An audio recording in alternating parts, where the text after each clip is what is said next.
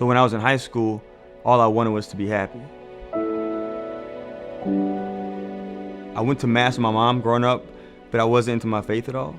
It just didn't make sense to me. I thought my life made sense without God. I had an incredible girlfriend who I thought I was in love with, had a best friend who I could talk to about anything. But over the course of one summer, she broke up with me, and my best friend moved away. And I remember feeling empty and alone, and I was embarrassed. And so I started to try to fill that emptiness, like with partying more, with hanging out more, with dating more girls. I gave into a lot more sins, thinking that they would satisfy me, but nothing worked. I realized I was just empty inside. Nothing satisfied that ache in my heart.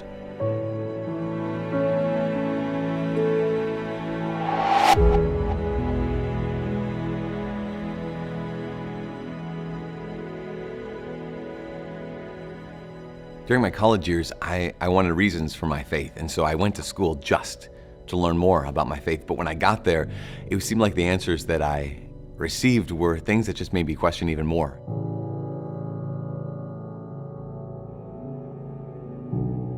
Like there was no reason for what we really believed. And so I ended up having this hatred in my heart. You know, I was still Catholic, but I really hated the church.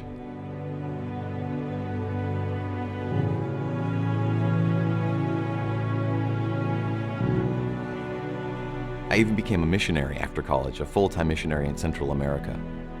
The mission I went to was super Catholic, and I got down there and I just was so angry at the church.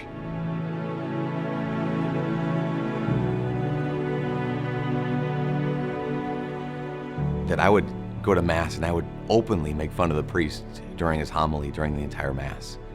But I had no idea how arrogant I was and how drastically my life was about to change.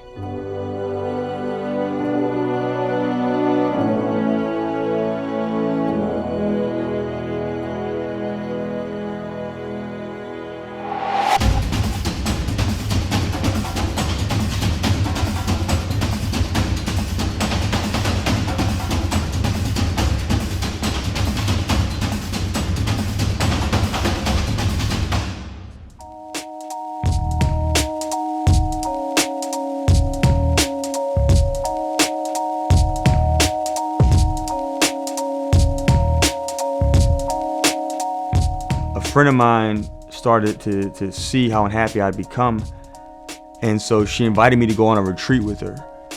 But I didn't want to go. I did not want to go on this retreat because I wanted nothing to do with the church. I didn't think that the church could tell me anything. I didn't think that the church had anything to offer me. But I went, and I remember telling God, you better make something happen on this retreat, or else I'll leave the church forever.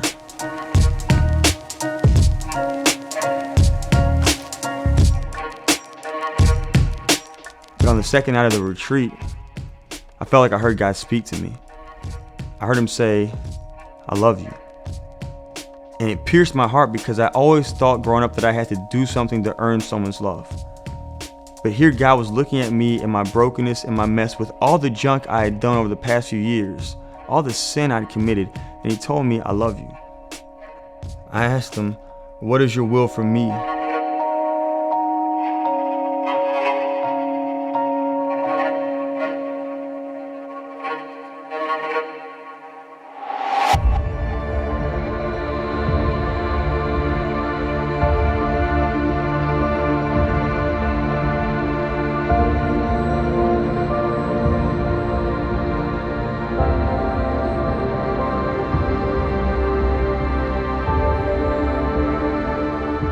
While I was at that mission, I got really sick. So sick that they thought I was going to die. So someone called the priest, and as I was lying there in that bed, in walked the man that I had made fun of for weeks now at every single Mass.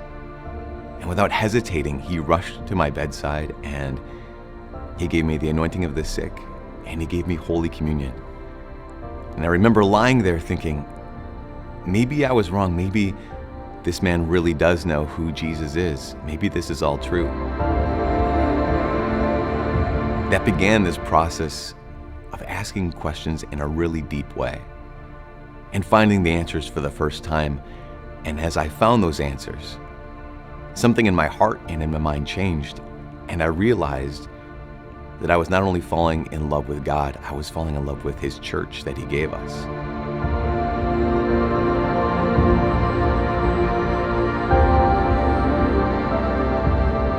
For the last number of years, I had thought that I was so right and that the church was so wrong. But the priest had answers to questions that I had never heard. And for the first time in my life, I experienced the joy of being wrong. I remember being in front of the Eucharist one day, praying. And I was getting ready to get married to an amazing woman. But in my prayer, I said, God, I will do whatever you want me to do. And in my prayer, I realized God was saying, I will love you no matter what you choose, but I am calling you to a different path.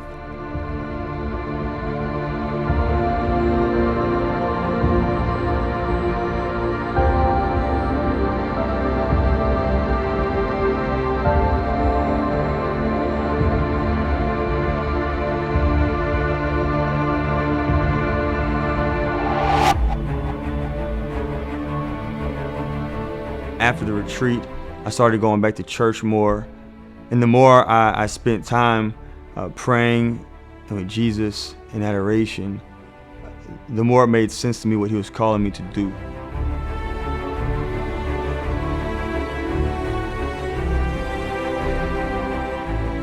In that chapel, I heard God's voice, and it was crystal clear.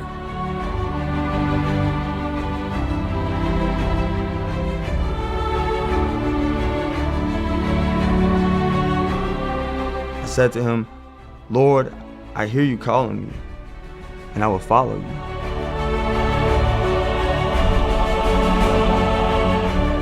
I will be your priest.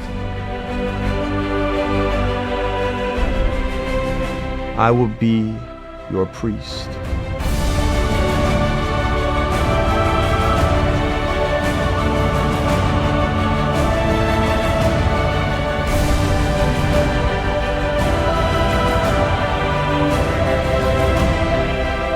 It's never boring. It's never the same thing. It's never just kind of normal.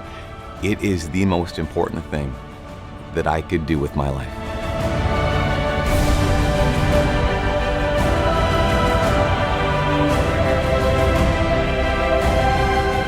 Before I entered the seminary, I thought that all priests were perfect.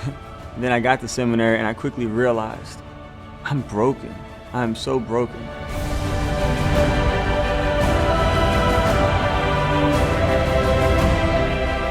But in the midst of my brokenness, the Lord loves me.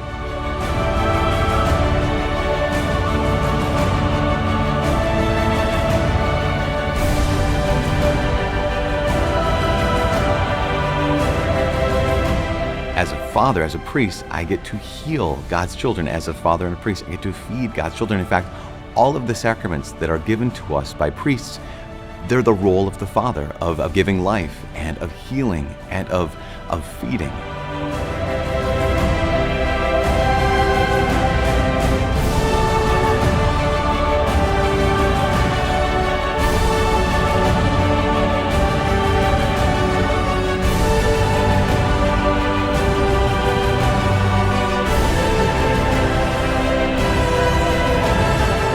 The priesthood is the greatest gift I could have ever received.